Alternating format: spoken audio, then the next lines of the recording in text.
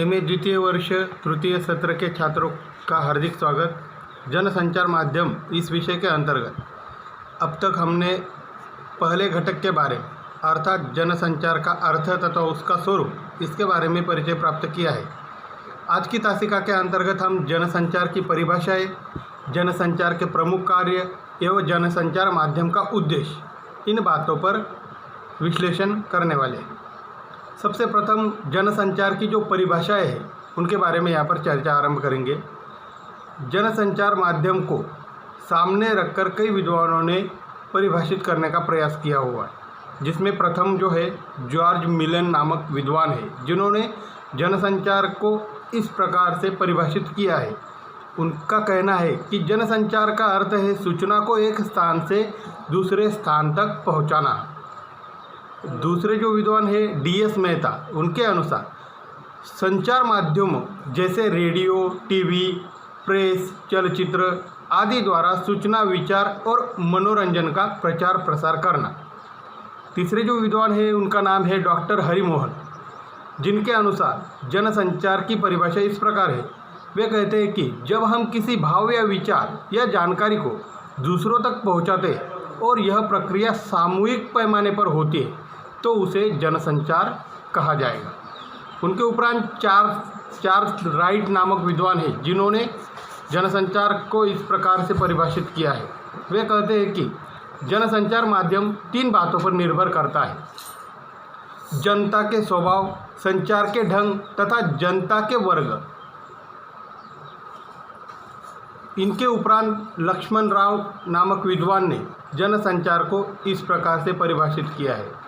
वे कहते हैं कि जनसंचार इस प्रकार हो जिसे जनता आसानी से, धीमे से, सुविधा बिना किसी कठिनाई से समझ सके।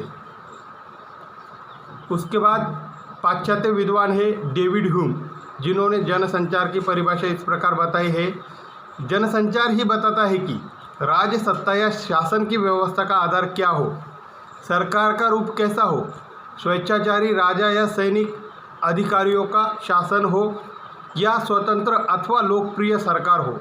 यह जनसंचार माध्यम से ही पता चलता है। इस तरह जनसंचार की सर्वसामान्य परिभाषा देनी हो तो हम कह सकते हैं कि इसमें साधारण जनता होती है, वह किसी वर्ग, रंग, लिंग, धर्म से संबंधित होती है। संचार अर्थात संदेश या विचार सभी के लिए होता है, अर्थात जनसंचार एक संगठित प्रचार है। यह एक प्रक्रिया है जिसमें 2 या 2 से अधिक लोगों के बीच विचार, अनुभव, प्रभावों का इस प्रकार आदान प्रदान होता है जिसमें दोनों को संदेश के बारे में ज्ञात होता है। तो सर्वसाधारण शब्दों में अगर हम जनसंचार की परिभाषा यहाँ पर प्रकट करना चाहें तो कह सकते हैं कि किसी भी भाव, विचार या संदेश का एक जगह से दूसरी जगह पर सामूहिक तौर पर संप्रेषण होना। यह आसान या सरल शब्दों में जनसंचार की परिभाषा हो सकती है। अब जनसंचार के जो कार्य यहाँ पर बताए गए हैं उनके बारे में चर्चा करेंगे। वर्तमान युग में जनसंचार माध्यमों की महत्वपूर्ण भूमिका रही है।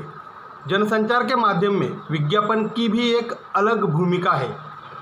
जनसंचार सौजन्य, सांस्कृतिक उन्नयन, सद्भाव, सदाचार आदि के संदर्भ में कार्यक्रम प्रसारित कर मनुष्य की सूचनात्मक सोच और शक्ति का विकास करता है।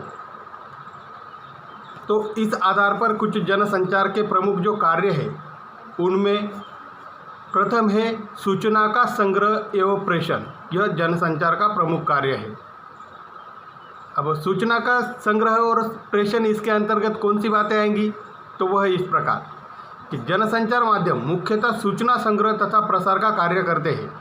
समाचार पत्र, रेडियो, टीवी, फिल्म, सिनेमा, नाटक आदि देश विदेश की सूचनाओं को संग्रहित एवं संप्रेषित करता है।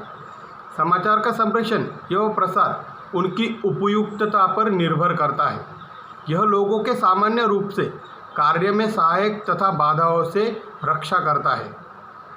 अब दूसरा जो प्रमुख कार्य होता है वह है सूचना का विश्लेषण। जनसंचार माध्यम से सूचना का विश्लेषण सूचना के विषय के संदर्भ में होता है।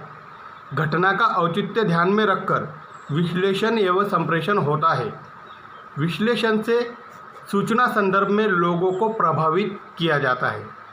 अब तीसरा जो कार्य है वह जनसंचार का यह है कि शिक्षा तथा शिक्षण। जनसंचार माध्यम आम लोगों को निर्देशित एवं शिक्षित करता है। जनसंचार माध्यमों का सिर्फ यही कार्य नहीं कि सिर्फ सूचना को एक जगह से दूसरी जगह पर पहुंचाना, बल्कि यह भी एक यहाँ पर प्रमुख कार्य के रूप में उभर कर सामने आता है कि जनसंचार के माध्यम से जो ज्ञान है या शिक्षा है या शिक्षण है, इसका भी प्रचार प्रसार होता है। उसी प्रकार एक महत्वपूर्ण कार्य जो है वह है मनोरंजन। अब संचार माध्यम जो है वह विविध माध्यम जो जन सामान्य का मनोरंजन और मानसिक उन्नयन भी करते हैं। सामाजिक तनाव, व्यक्तिगत दोष को मिटाकर जनहिताय स्वास्थ्य मनोरंजन की प्रस्तुति करना, यह भी जनसंचार का एक प्रमुख कार्य के रूप में माना जाता है। उसके उपरांत सामाजिक ज्ञान को बढ़ावा देना, यह भी जनसंचार का प्रमुख कार्य माना जाता है। मानव जाति के विकास में मानव की समाज में बनकर रहने की प्रवृत्ति महत्वपूर्ण है। उसके बाद है मूल्यों का प्रेषण। जनसंचार के माध्यम से सभी 10 प्रकार के मूल्यों का संप्रेषण तथा संवर्धन करने का कार्य जनसंचार के माध्यम से होता है। मानवता, बंधुभाव, प्रामाणिकता आदि जो मूल्य यहाँ पर है, उन सभी का भी प्रेषण जनसंचार के माध्यम से होता है। उसी प्रकार अगला जो प्रमुख कार्य है वह है अंतर संबंधों की व्याख्या करना। जनसंचार माध्यम सत्य और सामयिक टिप्पणी द्वारा समाज के विविध घटकों में सामंजस्य निर्माण करता है। अगला जो कार्य है विश्वास उत्पादकता। जनसंचार माध्यम के वजह से किसी उत्पाद की बात हो या फिर किसी घटना की, तो उसके बारे में विश्वास उत्पादकता जो है जनसंचार माध्यमों के द्वारा वहाँ पर स्थापित की जाती है। समाज में गतिशीलता निर्माण करना, निरंतरता रखना, प्रेरणा और प्रोत्साहन देना, व्याख्याओं चर्चाओं को अवसर देना, सांस्कृतिक उन्नयन, सहिष्णुता तथा एकता आदि बातों का भी विकास जो है वह जनसंचार माध्यमों के द्वारा यहाँ पर होता हुआ हम देख पाते हैं। कुल मिलाकर ऐसे बहुत सारे कार्य जो है जो जनसंचार माध्यमों की वजह से यहाँ पर संपन्न होते नज़र आते हैं। अब आखिरी जो उपघटक है वह है जनसंचार माध्यम के उद्देश्य।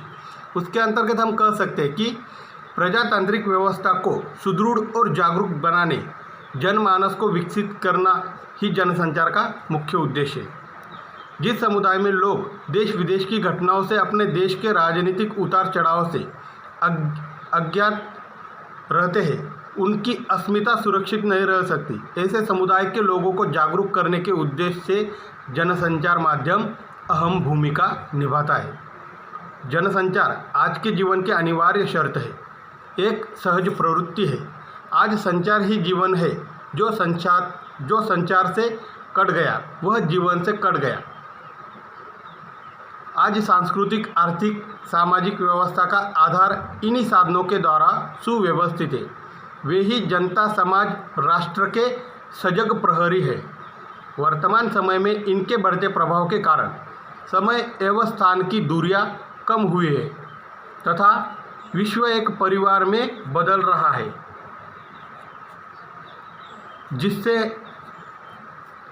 इससे स्पष्ट है कि जनसंचार का उद्देश्य मनुष्य, समाज आदि में व्यावहारिक दृष्टिकोण को प्रभावी बनाने का काम करते हैं।